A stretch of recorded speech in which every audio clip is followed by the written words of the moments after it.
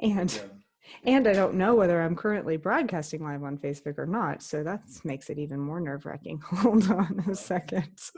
Oh, that's awesome. I have been live broadcasting on Facebook all that time with all that mumbling. Well, hello, world. That's awesome.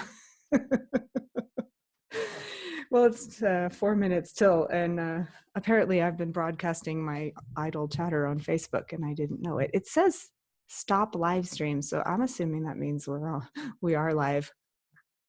Wow. So this is our 6th week of this broadcast, like I was saying, and we've had up to 30 people join us one week, and today we might have that many even. And we're going to talk about some news, and also I'm going to talk about some of the most likely scenarios that we're going to see on in the fall.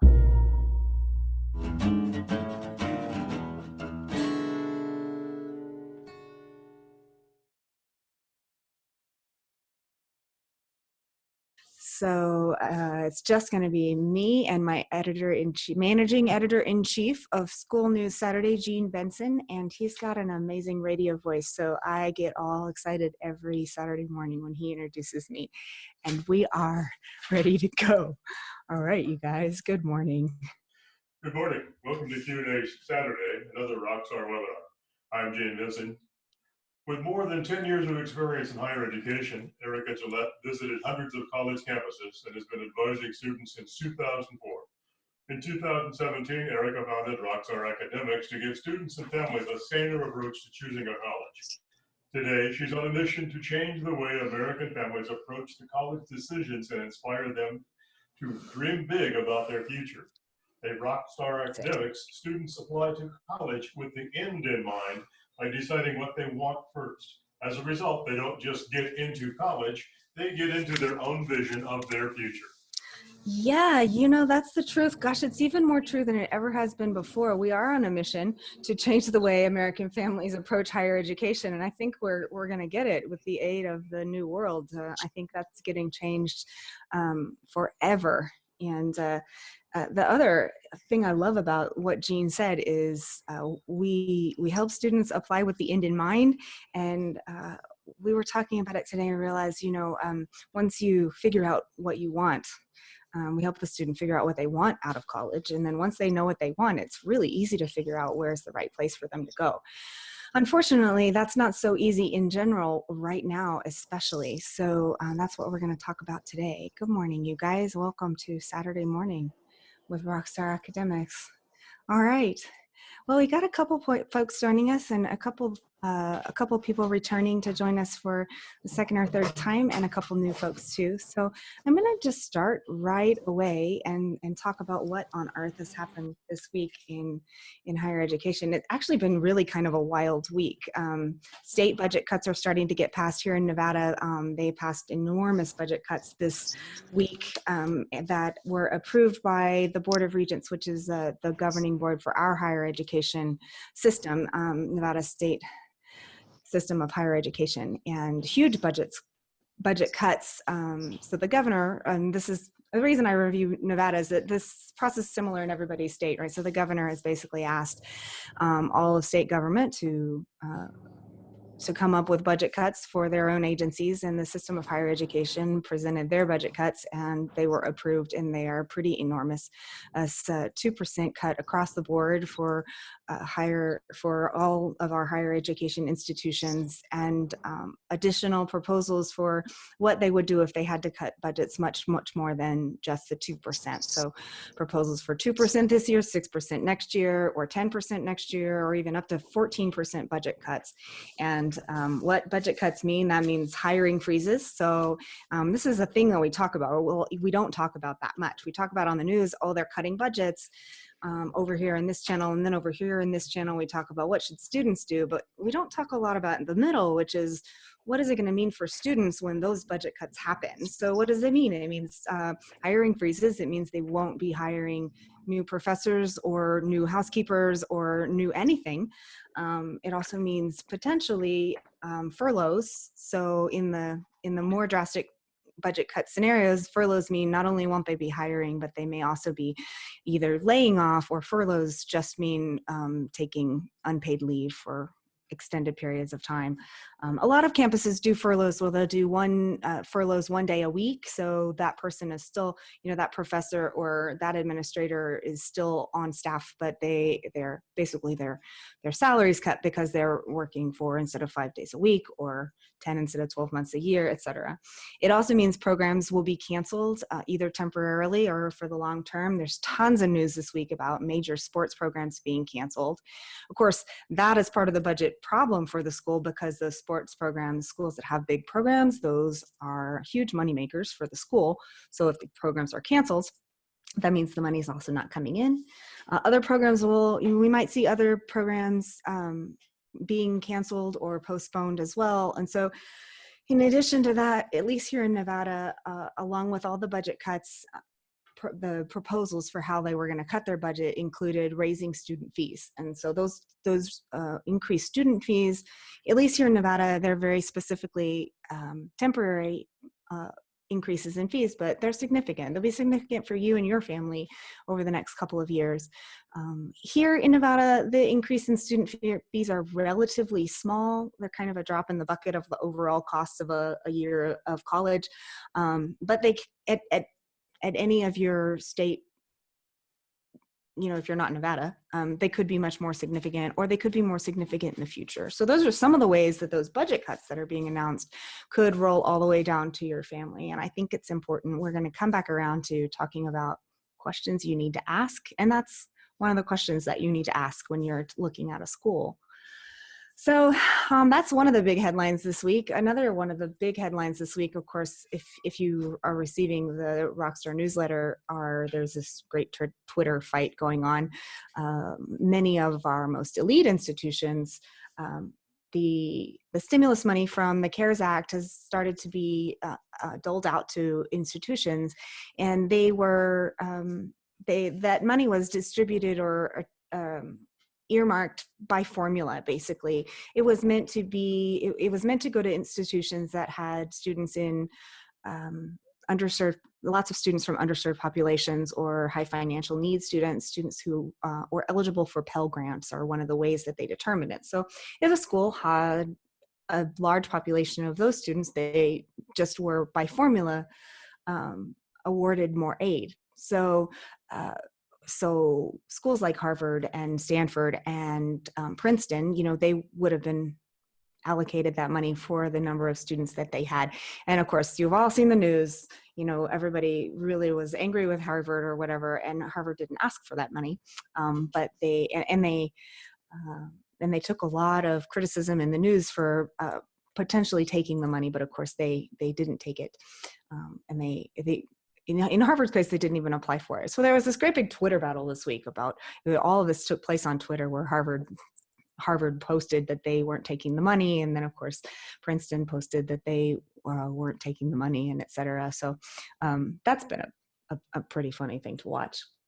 Of course, the other big piece of news is May 1st deadlines are coming up, and was the subject of my email this week. Was May 1st deadlines are still coming up, and many schools have moved that deadline. So the May 1st deadline, the deposit deadline, the timeline of applying to college is that applications are due for students in the November of their senior year, before Thanksgiving, a lot of times, going all the way through deadlines. Application deadlines go all the way through from starting in November and even rolling all the way into the summer. But for schools that have application deadlines, they have to tell students if the students have been accepted by April 1st at the latest. And then the students, traditionally in a normal year, they have a month to make their decisions and look at the offers from all the different students or all the different schools and decide. And then they have to make an enrollment deposit and a commitment to one school by May 1st at the latest. That's the usual deadline. That's what it is every year. Now, of course, May 1st is next Saturday, so a week from today, and many schools have moved that deadline. And I'd like to say most schools have moved that deadline. It's a little bit hard to say with hard numbers how many have moved that deadline. Some schools didn't have that deadline to begin with, so it wasn't moved. It never existed. Other schools have confirmed that they've moved that deadline either to June 1st or later. Other schools have moved the deadline for commitment. They've moved the deadline to send in your deposit, but you still have to commit, which is a different way of moving it. So you still have to tell them on May 1st you're coming, but you have another month or even more to send in the money to pay the deposit. And then finally, some schools have kept the May 1st deadline and said, students, we still need to hear from you. So that number is about 400 schools, and schools that are included in the May 1st deadline that hasn't been moved include some of the schools, some of the nation's most elite universities, Brown University, for example, Notre Dame, Tulane, all kinds of private schools have kept that deadline. And my comment earlier this week was that they're demanding that you guys make decisions and even make deposits. But of course, the biggest headline of all is that most schools still don't know what they're going to do in the fall. And so that's a nice way to say it, is that's a problem for families to have to make that deposit when they don't even know what they're making a deposit on. So that is what we're going to talk about today. What on earth is the fall going to look like? And can we say with any certainty what the most likely scenarios are? And so I have a couple of scenarios we're going to talk through today, and I have some great questions that have come in over email this week. And so that's where we're going to go. Overall, my impression is that we are starting to have some good idea of what things might look like, but we also have a tremendous amount of uncertainty once you get granular and you get down to what is it going to look like in your state, at your school, for your family. We're still talking about having to make a lot of backup plans. So my big point for the day today is, these are the headlines off of School News Saturday, our site. These are the headlines that we've collected about this crazy Twitter battle between Harvard and Princeton. It's entertaining, kind of, if you are entertained by being irritated. It's entertaining, but really it is something not to get caught up in, especially if you're a family that's making a decision right now for next year. Don't get caught up in this stuff. It is less important than what you are going to do and what your choices are and what's the way to make good decisions for you. So all this silly nonsense, this noise is, it's sort of entertaining, but it's going to get you off focus of what you really need to be focusing on. And those things are the same questions that we've been talking about here now for 6 weeks. So my focus for you is really, honestly, to ask yourself these hard questions now. Ask them now while you have time to sit at the kitchen table and talk about it. What are you going to do in your family if you have chosen a school and classes go 100% online at that school? Are you prepared for the different ways that could happen? Do you have a plan in place? So what has happened in the spring of this year for many families is that they weren't prepared. How could any of us be prepared for that? But it presented logistical challenges, financial challenges, health challenges to get students home.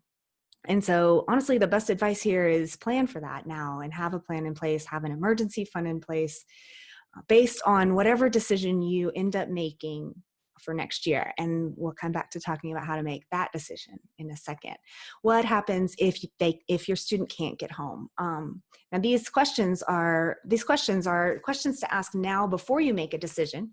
So in other words, ask these questions when you're considering a college in particular. For example, if you're considering Middlebury College and you're from Arizona, you really need to ask yourself, let's say Middlebury opens and you send your student to Vermont and then campus closes, that's across the country. Are you prepared to get your student home?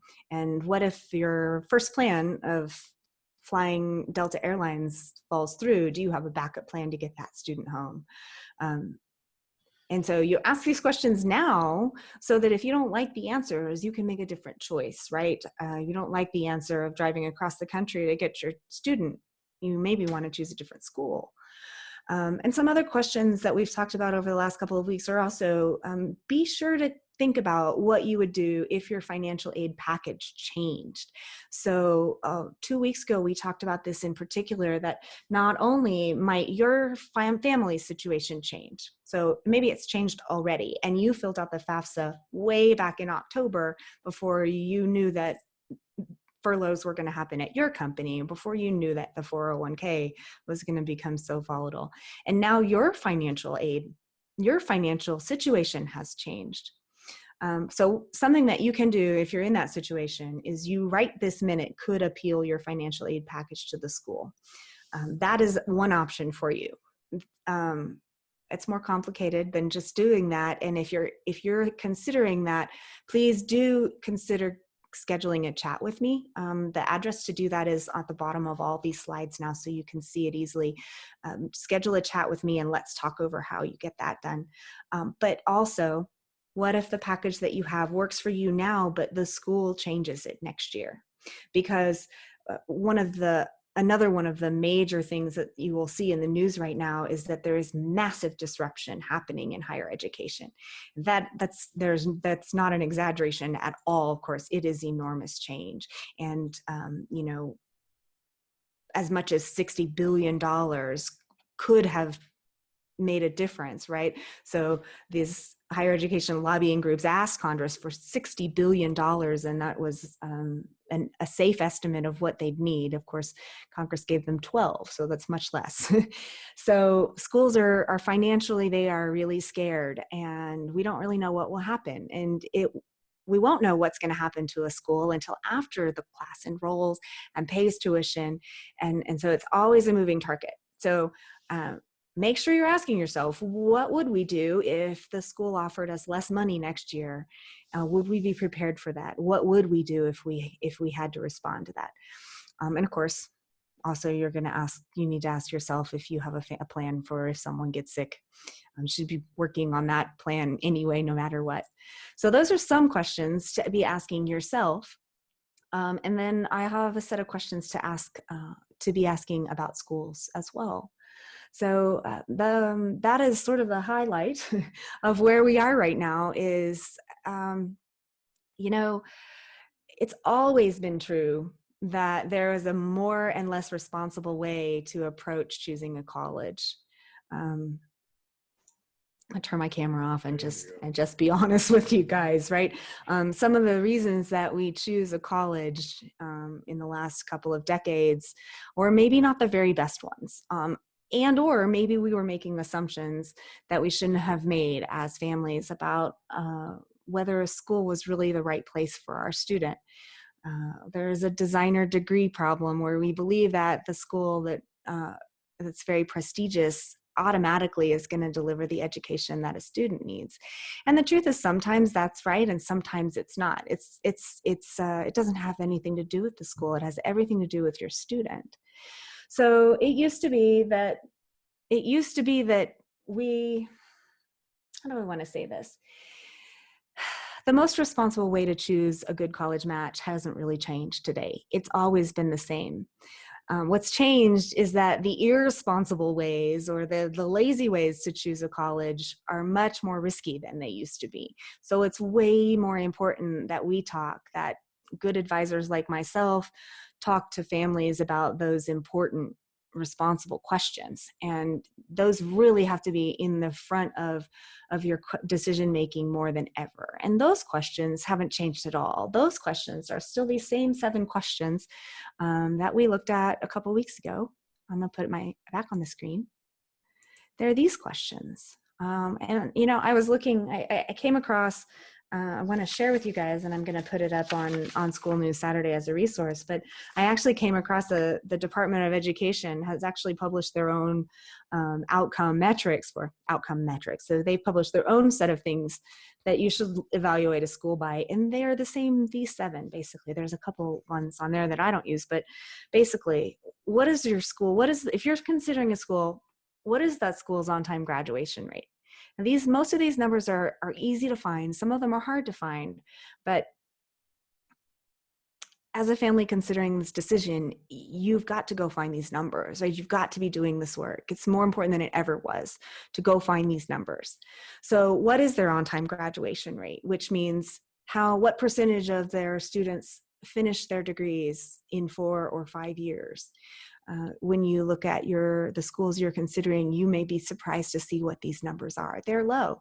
Most schools, they are low. They're lower than 75%. And that's because lots of students don't come back the second year or the third year. And so that's another number to look for. Most schools will publish that number, although schools call it different things. The Department of Education calls it persistence rates. But basically it means how many students come back over semester. Most schools will publish the number of students that come back after their first year. Some schools publish every year. Some schools publish it as the percentage of students who attend 2 years in a row.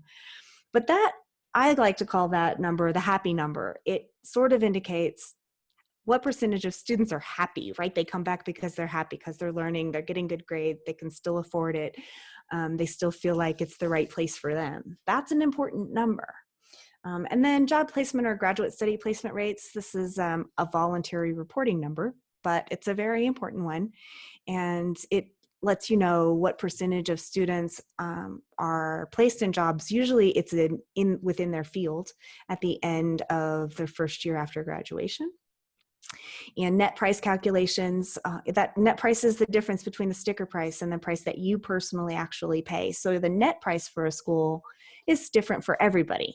It's not a lot of schools will publish the average net price number, but the net price for you is going to be different than the net price for Jean or Justin or Marianne, right?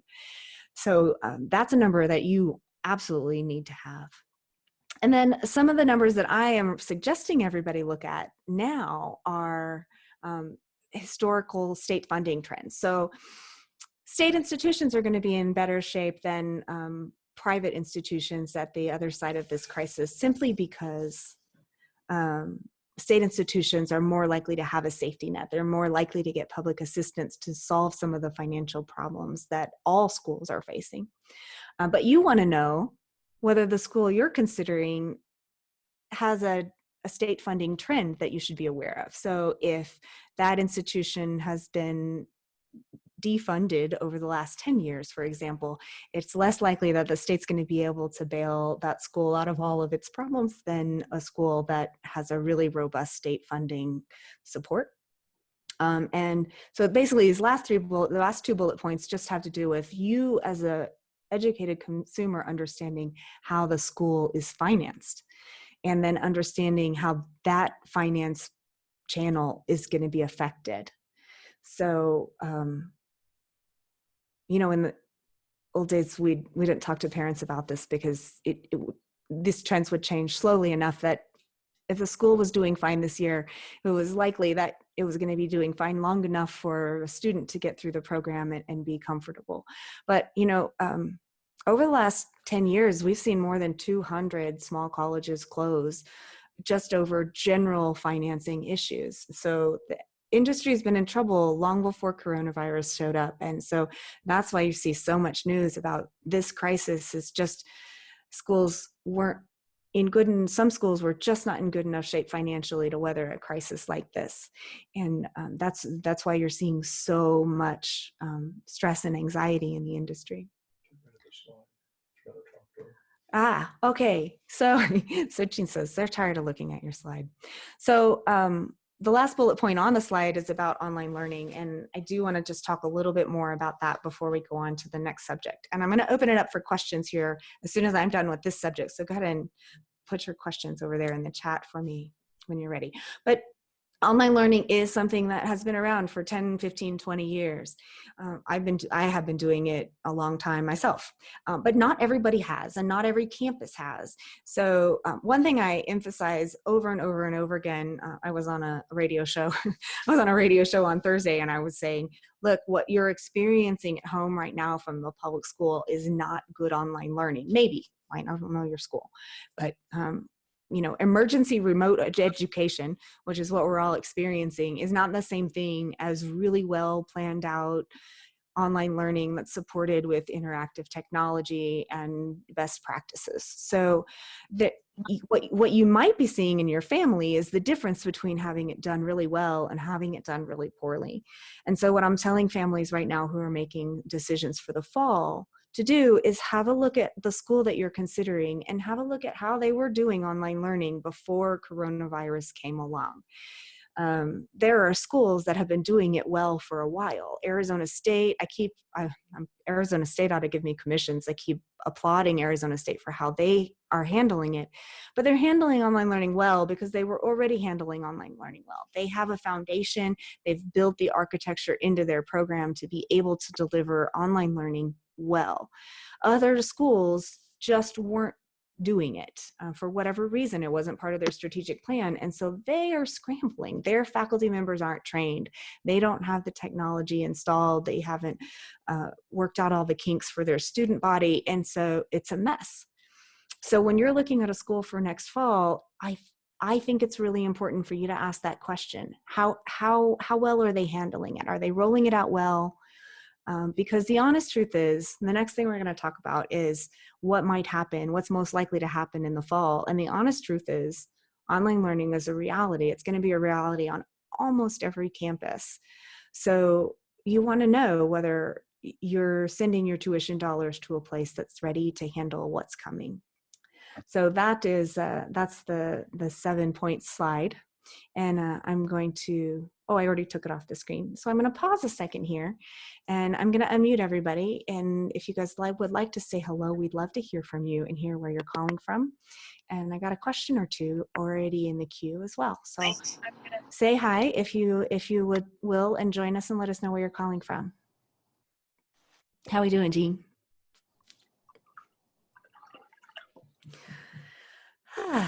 I always start the broadcast off with this fire hose of information to let you guys know where we're at, and or broadcasting live on Facebook. I turned it on early, and so Facebook got to hear my coffee maker in the background for a while. It's awesome. All right, so I have some questions that have already come in here. Really delightful this morning in Forbes magazine. David Resner, who is a higher education expert, published this interview talking about all the things that we've been talking about over here for a couple months now. I just want to toot my own horn and say that 6 weeks ago, I predicted that many colleges and universities that are in existence now will be gone in 5 years because of what's going on. This financial crisis is really big for colleges. And I turned off the broadcast and I thought, oh, did I just really stick my neck out? And I guess we've had some pretty big talking heads make that prediction lately. So I am not happy that I might be right about that, but I do think it's likely. So I've had a couple good questions come in. You guys are still here. I'm gonna start with a question I got that was about something else, and then we will make sure that we move on to the likely campus scenarios after I answer Joanna's question. So Joanna had a question for me this week that I thought was a really good one. She said, do I think that colleges and universities will look at AP scores differently this year as a result of the different tests? So a little background, of course, AP tests are being delivered online this year. The AP test was the first standardized test, set of standardized tests to make a decision to go online for the year. And so they've not only they've gone online, but they've also changed the format of the test. So a little background, if you're coming in early and you haven't experienced AP tests yet, AP tests, the students, of course, they take the class on campus at their high school all year long with a professor or a teacher, and then they go take a standardized test at the end of the semester that gives them a score, and the score is sent to the colleges primarily to determine credit. So the test is multiple choice test, and then at the end usually they have short answer or long answer questions depending on the subject, and the scores are used, the colleges use the scores to give students placement credit at their campus. If you get a 4 or 5, you get credit. And so the test is different this year. It doesn't have all those multiple choice tests. It's only multiple choice questions. It's only 45 minutes long, and it's just one essay a piece for each of the subjects. So there's been a lot of talk about whether or not that test is going to accurately measure the student's preparation for the next class in the sequence. And so I have spent hours, dozens and dozens of hours on private conference calls and listening to webinars with college presidents, and the CEO of ACT and SAT was on one of the calls this week talking about this exact question. Because early on, we heard from some admissions officers who were openly saying, we really don't know whether or not we're going to be able to accept those credits for those tests. So here's the skinny, guys. The admissions officers don't have any authority about whether or not a student gets credit for the test.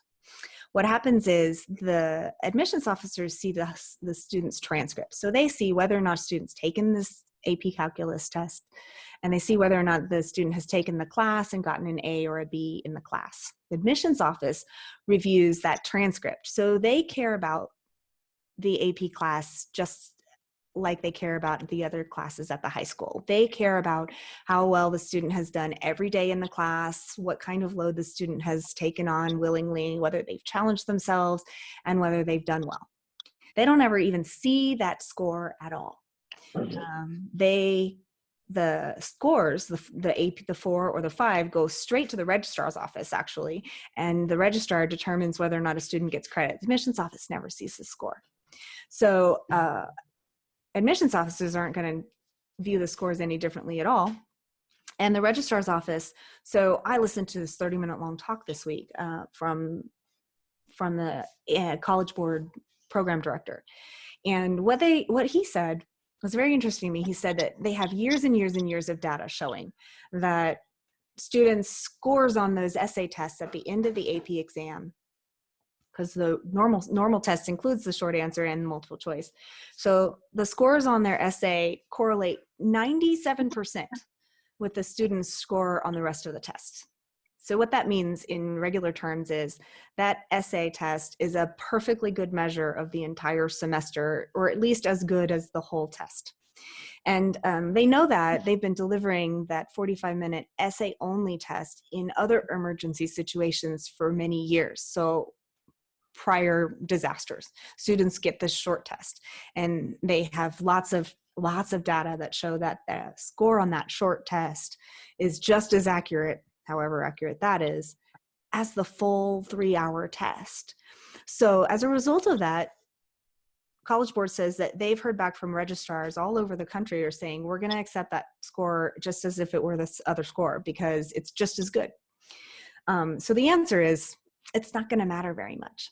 And the good news is, if for some reason your student and your family are in a situation where you can't do as well on the test because of circumstances and not because your student wasn't prepared, there are other opportunities to get that credit taken care of. So College Board is actually going to give vouchers to students who need to take the CLEP exam once they get to campus to take care of the credit.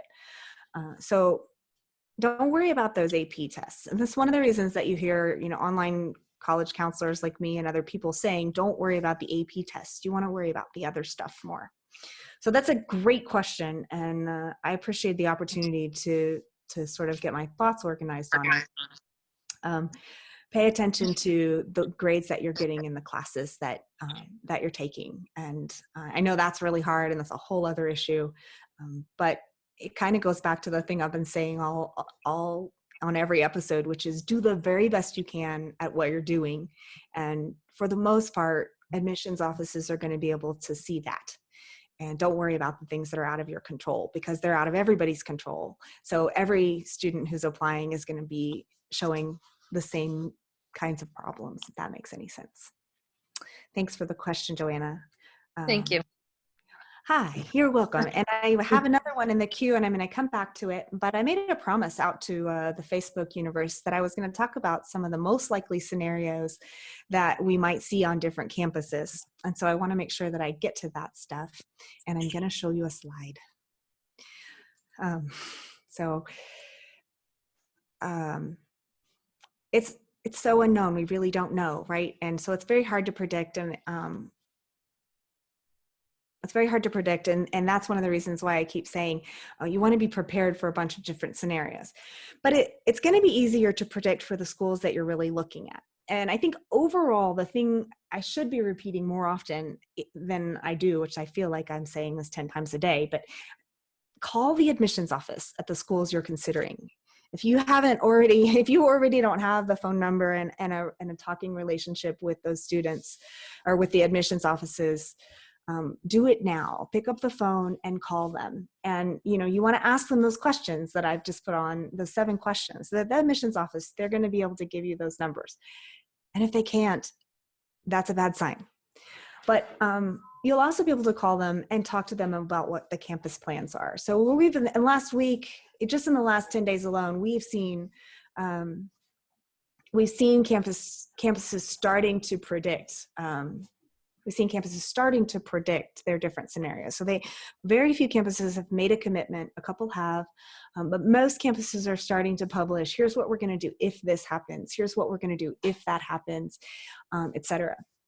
So you can we just talked through, it's kind of common sense, right? I mean, there are a couple of scenarios that are really obvious. That some campuses are literally saying we plan to go back to school as normal.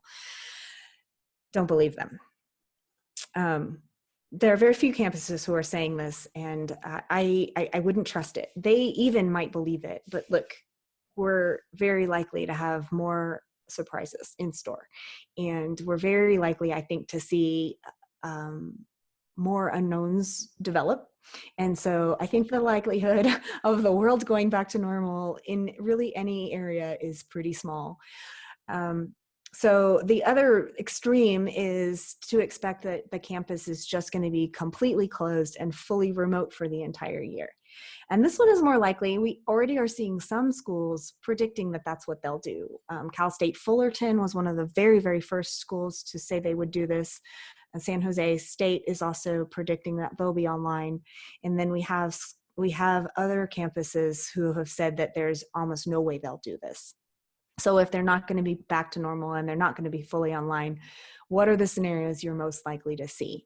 So one category of scenario is some sort of delayed start. And that could be from starting a couple of weeks late in the semester all the way to having the fall semester canceled altogether. A couple of schools, Boston University, Boston College, and even Harvard is considering just canceling the fall semester and having school start in January.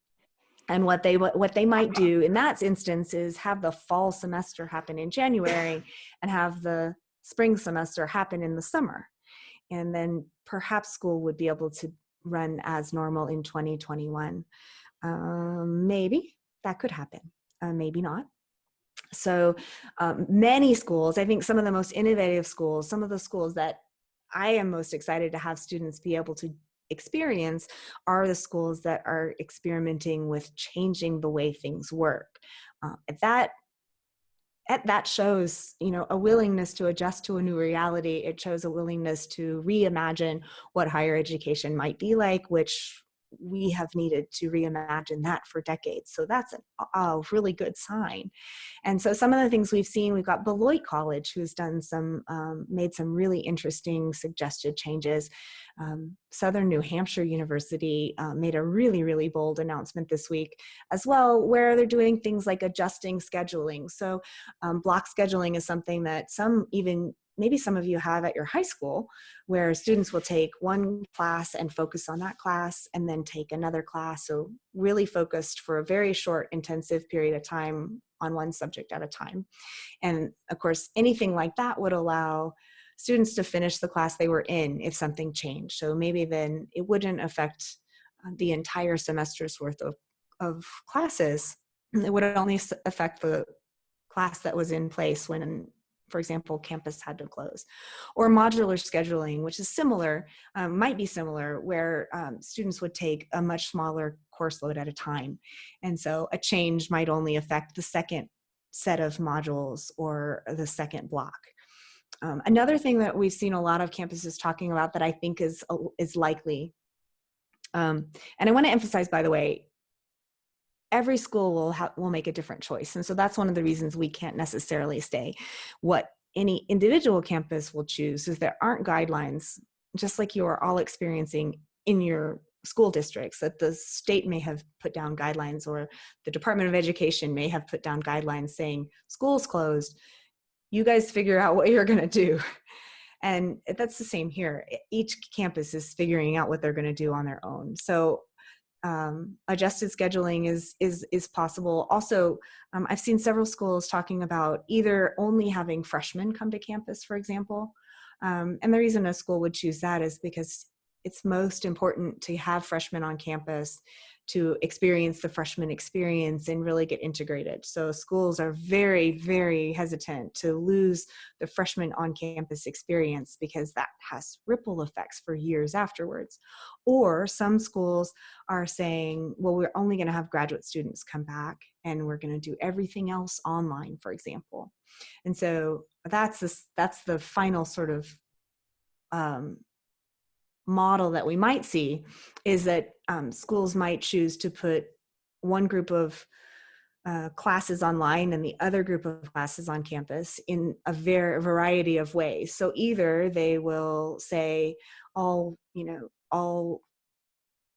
biology class, well, they wouldn't do it this way, but all biology classes are online and all English classes are in person, or they would spread it out. So some of them are online and some are in person. Or they might say high flex. It says there, the high flex model is where they put all the classes online and all the classes on campus. And so a student can make the choice. Do I want to be on campus or do I want to be online? But the student will be in the exact same class. So basically they would be Zoom broadcasting their online campuses for students who want to participate remotely. That is the least good option. Other choices are, it's better to have a class, an instructor decide in advance, is this going to be an online class or a remote class? Because like I said at the top of the hour, you handle them very differently. And then a third selection model would be to have a low residency model where students would come to campus in small groups for a short period of time.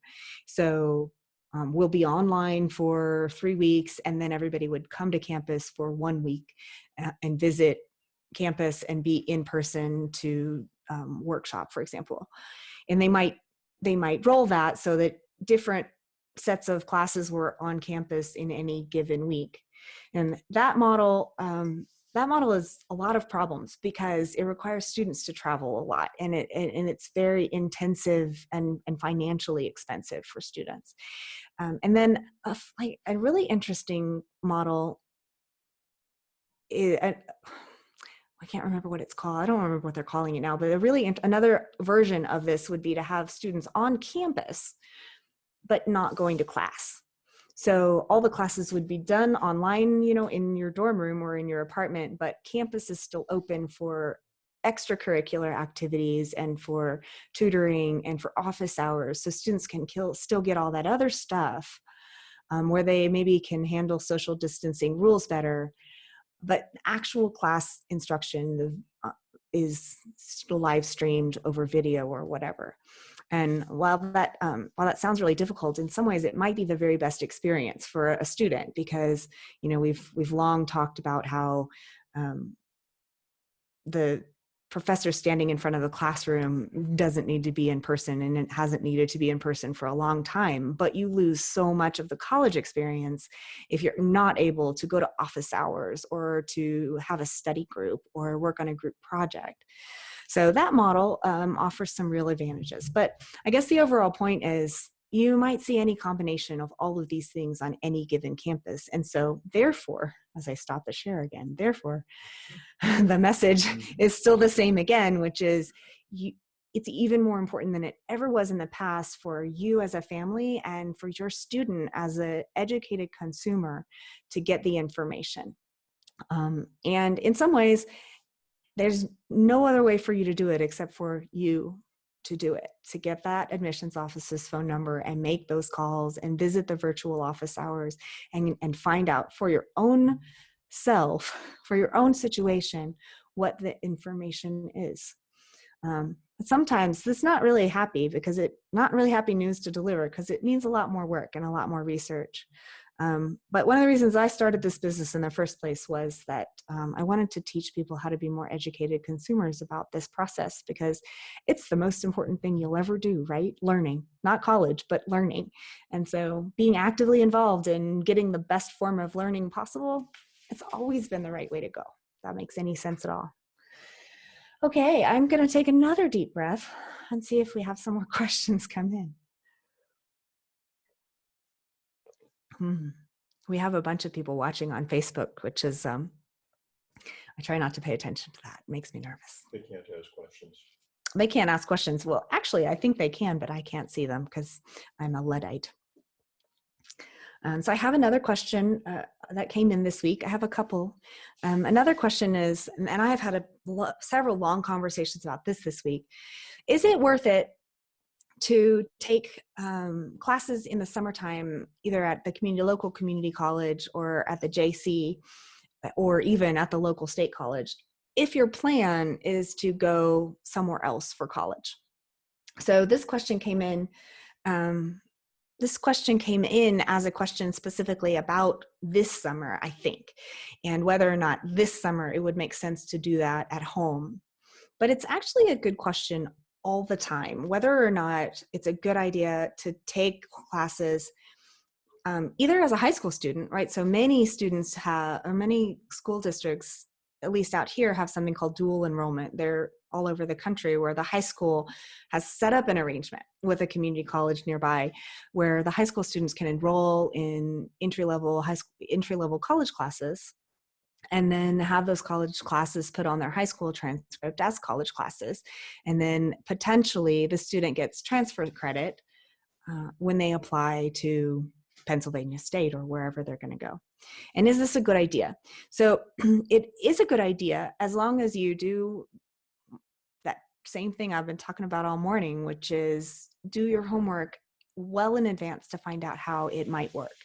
So dual enrollment programs often provide elective credit, or you might take a biology class, just like an AP class. You might take that class and it ends up transferring in as an elective credit, but you don't get credit for biology. You still have to take biology. And that can be a good idea anyway. Although we'd always rather have it count as biology. Credits are credits and they cost money. And so it can possibly save you money, just as a money saving tool or as a time saving tool. But that's really the worst case scenario, because what you'd rather is have the class actually count for credit and have your student actually learn the material they needed to learn for the credit, so that they're really well prepared for chemistry or physics, right? So those are things that you have to judge for yourself. Is your student really going to gain the knowledge that they need to gain at that step? Because that's really the most important thing. It always is the most important thing. And if it's possible for you to find out in advance if that college is Penn State, is your future school, is Penn State going to take the credit from Lake Wobegon State? And so that is often almost impossible to find out. So there are a whole herd of variables to consider when you think about this. I would encourage you, if you're thinking about doing this, I would encourage you to, even just Google, but definitely go to School News Saturday to find some of the links that I've put there about transfer credits and transfer students and applying as a transfer student, because often it's a really broken promise that a student will be able to do 2 years at a community college and then transfer in. So taking a summer class as a dual enrollment class, or taking a class in the summer before freshman year, is not the same thing as being a transfer student. But a lot of the same variables end up applying. So in general, if you're applying as a transfer student, well, let me back up. So you qualify as a transfer student to a university after you've already had a certain number of credit hours at another institution. So not very often, but sometimes I'll work with a student and they have taken so many classes as dual enrollment and or at their community college in the summer before they ever graduate from high school that they count as a transfer student. So they have so many credit hours that the University of Texas considers them a transfer student. So there are different admissions requirements for transfer students, and transfer students often don't qualify for the vast majority of scholarships and financial aid opportunities at any given college. Sometimes they do, sometimes they don't. So same answer everyone hates, it depends. But it can be a bit of a trap to plan to spend 4 years at a community college and then have or 2 years and then have all of those credits count the way you're expecting them to count at your 4-year institution. Often they don't.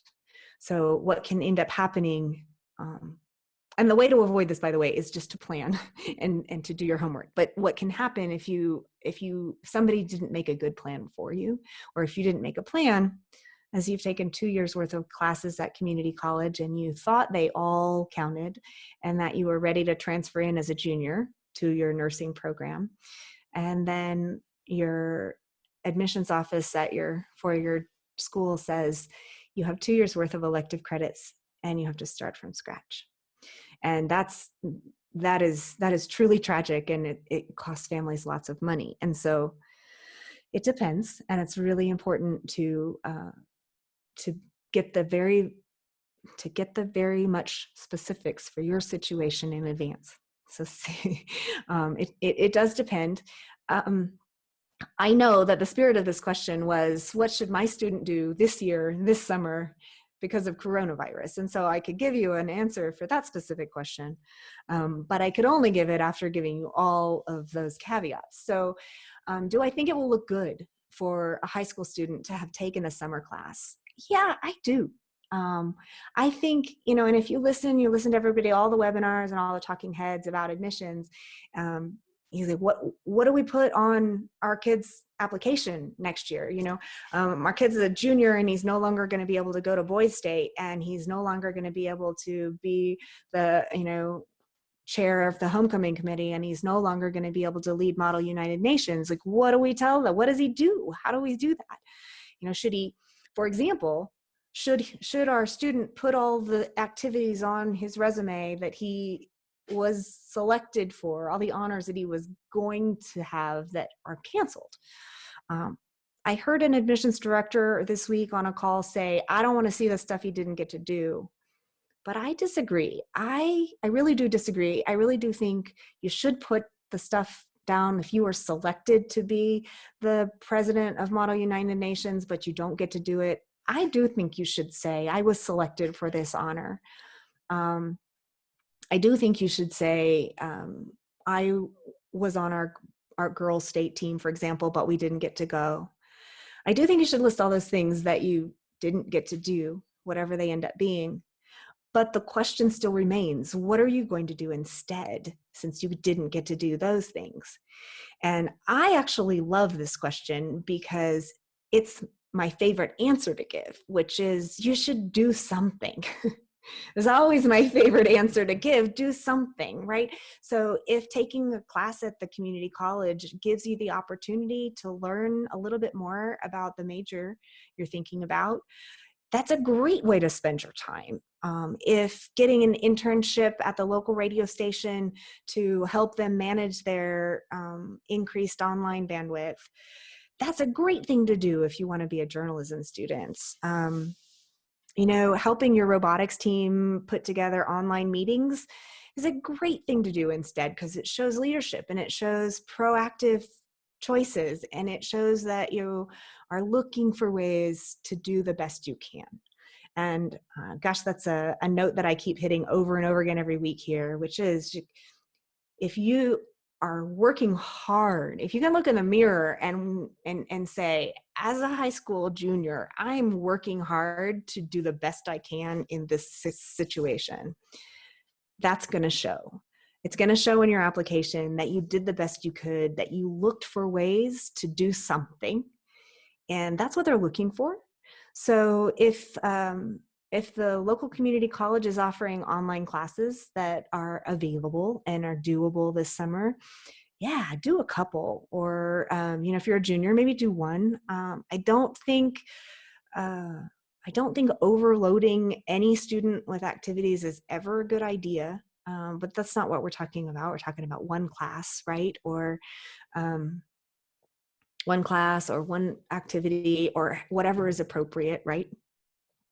Another thing that I've heard a lot of people talking about is, how are we going to talk about what happened this year on college applications? Because they're going to be an essay. And I think there's going to be an essay. I really do. I've heard a couple people talking about, right, I haven't heard something directly from the Common Application yet that there is an essay they're writing, but I would bet the farm that there will be an essay on the Common App that invites students to talk about their COVID-19 experience. I believe it. I believe it will be on the Common Application, but I've heard several admissions directors at small colleges say verbatim, if the Common App doesn't do it, we're going to put an essay on our application that says, tell us about your experience. So how are we going to handle that, right? How are we going to handle talking about the coronavirus experience in a good way?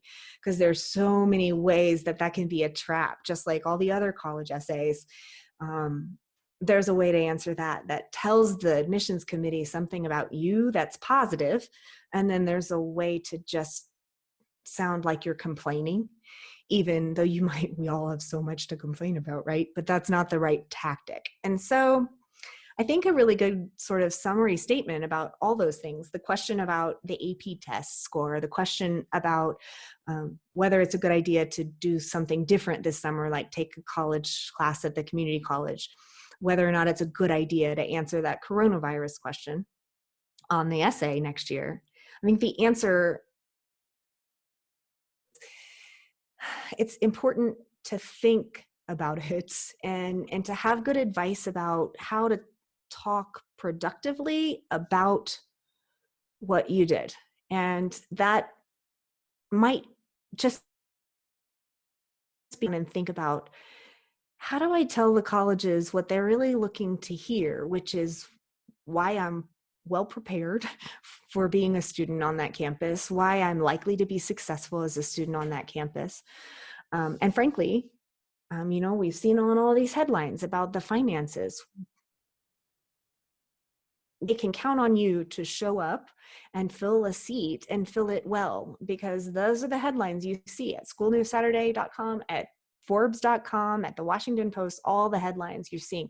These schools are not going to show up. They're not going to be able to pay their tuition bills. And the schools, we're predicting, I saw the number yesterday, I saw the number that they're predicting 17% enrollment decline across the board everywhere. And small schools are going to be hit harder. And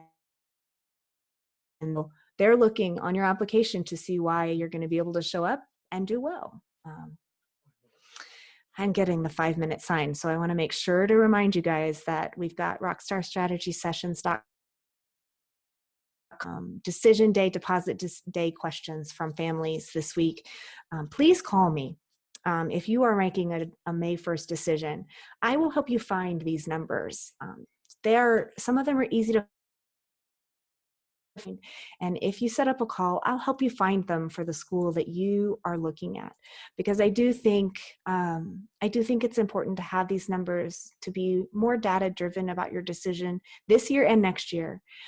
And I know where to find them. So if you set up a call with me, we'll find them for your schools. And please consider going to rockstarstrategysessions.com, find a spot on my calendar, make your $20 donation to the Red Cross, and